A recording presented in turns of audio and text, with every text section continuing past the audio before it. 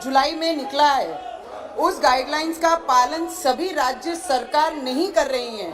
कृपया मंत्री ये बताएं कि कृपया करके कौन कौन सी राज्य इन गाइडलाइंस का पालन कर रही हैं और कौन कौन सी राज्य सरकार इन गाइडलाइंस का पालन नहीं कर रही हैं। और अगर ये गाइडलाइंस का पालन राज्य सरकार नहीं कर रही हैं तो वो राज्य सरकार के ऊपर हम केंद्र सरकार के जो 50% हिस्सेदारी है उन राज्य सरकारों पे हम क्या कार्रवाई करेंगे।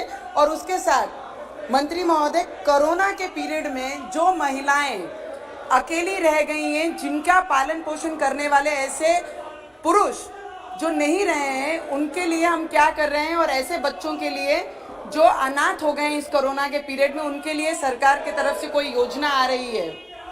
धन्यवाद। मैं प्रफुल्लित हूँ महोदय कि सांसद महोदया ने प्रश्न महिला शक्ति केंद्र का था, लेकिन विस्तृत जानकारी पूरे मंत्रालय के बारे में मांग डाली है। विषय गाइडलाइन का है महोदय, लेकिन गाइडलाइन जून में नहीं, जनवरी 2021 13 जनवरी को प्रेषित की गई।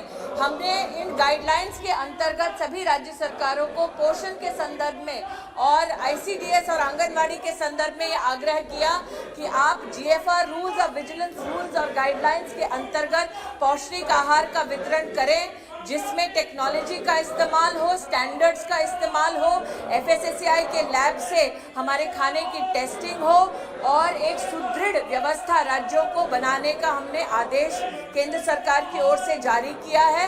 राज्य सरकारों के साथ सतत हम इस चर्चा में रहे हैं कि किस प्रकार से वो अपनी डिस्ट्रिक्ट में न्यूट्रिशनल कमेटी बनाए और उसके अंतर्गत काम करें। लेकिन महोदय, आपके माध्यम से सदन में हर सांसद से मैं आग्रह करना चाहती हूँ, उनके जिले में अगर 13 जनवरी 2021 की गाइडलाइन के अंतर्गत काम नहीं हो रहा तो वो निश्चित रूप से मेरे विभाग को सूचित करें, ताकि हम वो विषय उस संबंधित राज्य सरकार के साथ उठा सकें। हो गया। श्री जगदम्बिका पाल जी। माननीय मंत्री